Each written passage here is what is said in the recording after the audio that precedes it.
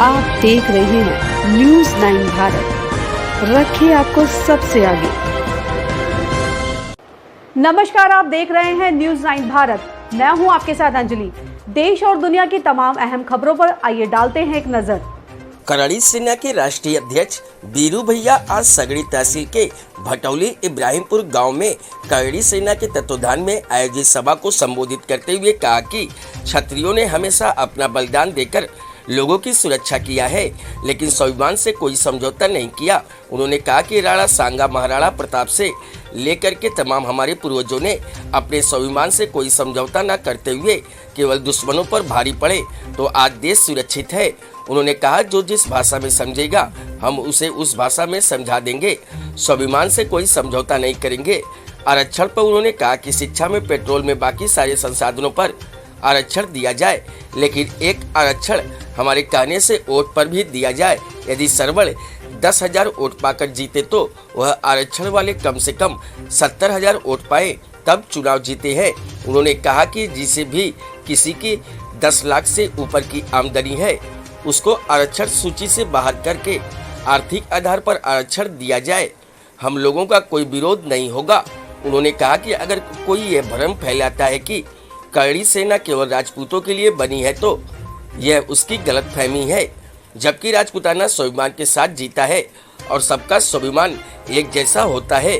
अगर किसी भी समाज के किसी भी बहन बेटी के साथ कोई भी अत्याचार होता है, चाहे वह हमारी समाज का क्यों ना हो, अगर हमें पता चलता है तो हम उसके खिलाफ भी वही कार्रवाई करेंगे।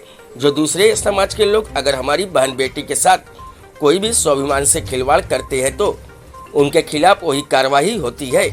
उक्त बातें आज आजमगढ़ जिले के सगड़ी तहसील के भटौली इब्राहिमपुर गांव में कराड़ी सेना को संबोधित करते हुए उसके राष्ट्रीय अध्यक्ष बीरू भैया ने कही। सभा में सर्वप्रथम श्री रामचंद्र जी, सीता जी, लक्ष्मण जी व महाराणा प्रताप के चित्रों व दीप प्रज्वलित करके माल्यार्पण करके कार्यक्रम का शुभारंभ हुआ। उनके स्वागत में धीरज सिंह बेधड़क का लिखा हुआ गीत भी प्रस्तुत किया गया। इस अवसर पर पूर्वांचल कराड़ी सेना के अध्यक्ष देवदत्त सिंह श्रीनेत ने कहा कि स्वाभिमान के लिए गर्दन कटा सकते हैं, गर्दन काट भी सकते हैं, लेकिन झुका नहीं सकते। कार्यक्रम की अध्यक्षता सिद्धनाथ शाही व मंच का संचालन रामवीर सिंह ने किया। कराड़ी सेना के राष्ट्रीय अध्यक्ष का स्वागत सूर्य प्रकाश सिंह, रामनारायण सिंह, हेमंत सिंह, इंद्र सिंह, चंद्रशेखर सिंह, प्रवीण कुमार सिंह आदि ने किया। इस सभा में राष्ट्रीय अध्यक्ष ने भटौली ग्राम सभा के ही हिमांशु सिंह को युवा जिला अध्यक्ष मनोनीत किया। इस कार्यक्रम को सफल बनाने के लिए व्यवस्थापक के तौर पर हिमांशु सिंह, अंकित सिंह, सुधीर, रामवीर सिंह, आकांक्षा सिंह, योगेंद्र सिंह, जितेंद्र, प्रशांत, प्रवीण, स्वप्निल सिंह, सरोज, मोनू, उमा सिंह, सोनू सिंह व सूर्यान सिंह ने लगभग 1 महीने पहले से तैयारी कर रखा था। का परिचय भैया? मैं हिमांशु सिंह, भटौली इब्राहिमपुर आज वाला हूँ। आज आपके द्वारा किस तरह का कार्यक्रम करवाया गया है? ये हमारे क्षत्रिय समाज के लिए जागरूक करने के लिए हमने कार्यक्रम को प्रारंभ किया है कि सारे क्षत्रिय समाज के युवाओं को जागरूक किया जाए। इसमें हमारे भाई अंकित और टिंकू का अहम रोल है। और क्या कहना चाहेंगे क्षत्रिय समाज के लिए? हम ये चाहते हैं कि हमारा समाज इतना आगे जाए कि जिन परिस्थितियों से हम लड़ रहे हैं वो लड़ने की जरूरत न पड़े और इस कराड़ी सेना के माध्यम से सारे लड़ाई को हम आसानी से घर बैठे लड़ सके। ST के बारे में क्या कहना चाहते हैं? ST एक्ट हमारे समाज के लिए सबसे बड़ा जो ST एक्ट हमारे समाज के लिए सबसे बड़ा अभिशाप है, जिसके लिए हम कराड़ी सेना एक गंभीर लड़ाई लड़ेंगे ST एक्ट के लिए। साथ ही साथ आज कराड़ी सेना राष्ट्रीय अध्यक्ष माननीय बीरू भैया के द्वारा हमें आजमगढ़ युवा अध्यक्ष पद का चुनाव किया गया है। बीरू भैया के लिए क्या कहना चाहेंगे? बीरू भैया हमारे समाज के लिए बहुत बड़ी एक नींव रखे हैं, जिसकी लड़ाई में हम सभी भागीदारी प्रस्तुत करेंगे। ठीक है, धन्यवाद। देखिए, कराड़ी सेना का उद्देश्य है देश में कोई भी आताताई या कोई भी दिक्कत, कोई समस्या है, क्षत्रिय का मतलब होता है 36 कौम की रक्षा करना। हिंदुस्तान में 6742 जातियां हैं, सब हमारी अपनी हैं। क्षत्रिय कभी जातिवादी हो ही नहीं सकता। अगर जो क्षत्रिय जातिवादी है कभी क्षत्रिय नहीं हो सकता। सर्वप्रथम अगर देश में कोई कुरीति हो या देश से जुड़ी या समाज से जुड़ी, उसके लिए लड़ने के लिए हमेशा सदैव क्षत्रिय आगे आया है, आज भी क्षत्रिय ही आगे है। अगर क्षत्रिय नहीं है, हिंदुस्तान का अस्तित्व तो ही नहीं है। ये मैं नहीं कह रहा हूँ, ये हर वेद पुराण या समाज के जितने भी इतिहासकार आए सबने ये कथन लिखा। हिंदुस्तान की अस्मिता इतिहास अगर कहीं बची है तो सबसे ज़्यादा लड़ाई किसी ने समाज के लिए लड़ा तो क्षत्रिय जाति। आरक्षण पे क्या कहना चाहेंगे आप? देखिए, आरक्षण तो आर्थिक आधार पर सबको देना चाहिए। ऐसा तो है नहीं कि क्षत्रियों में कोई गरीब नहीं है, ब्राह्मणों में कोई गरीब नहीं। आरक्षण हो, नहीं जिनको नहीं मिला है उनको दे दो। अब आरक्षण जो 10 लाख के ऊपर इनकम वाले हैं उनको क्या जरूरत है आरक्षण की?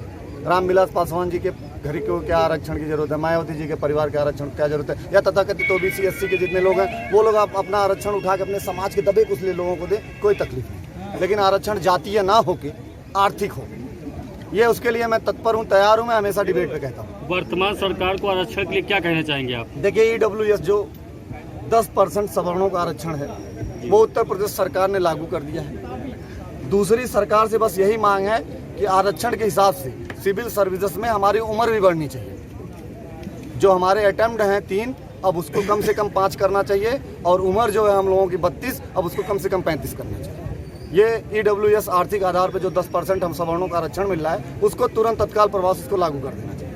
सर, ST/SC के लिए आप क्या कहेंगे? देखिए, SC/ST के लिए बहुत प्रैक्टिकल मैं चीज़ें कहता हूँ।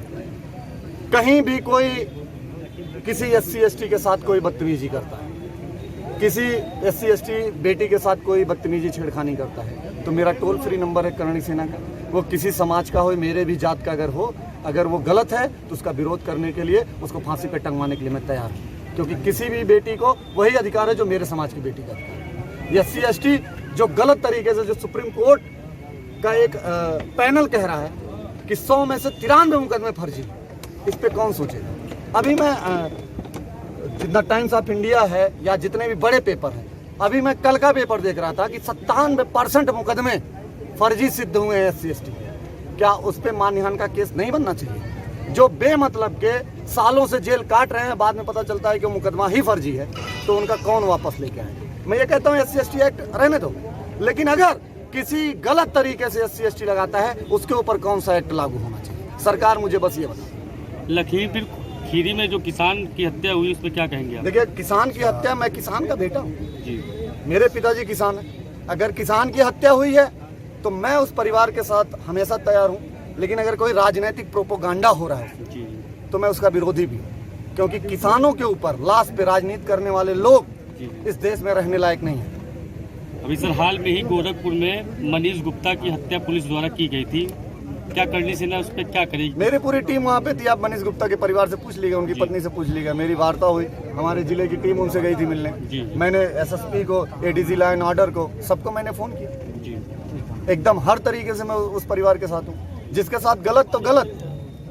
करणी सेना का मतलब नहीं कि लोगों के दिमाग में आता है क्षत्रियों का संगठन। अरे क्षत्रिय मतलब 36 कौम, सभी जात, सभी धर्म, सभी संप्रदाय। जो क्षत्रिय है सबकी मदद करता है, चाहे वो मनीष गुप्ता हो, चाहे कोई SC हो, चाहे ST हो, चाहे OBC हो। अगर उसके साथ कोई भी बदतमीजी, मैं तो कितने मामले में अपने समाज का विरोध करके SC/ST समाज का सपोर्ट किया हूँ जहाँ पे मेरा समाज गलत रहा। लेकिन सर, कुछ लोग वहीं ऐसा कहते हैं कि करणी सेना जो है सिर्फ जो है कि राजपूतों के लिए बनी है, तो कैसे क्या कहना आप? देखिए, कुछ लोग तो ये भी कहते हैं कि हिंदुस्तान में पाकिस्तान का नारा लगा देते हैं। कुछ लोग ये कहते हैं कि हिंदुस्तान में डर लगता है रहने से।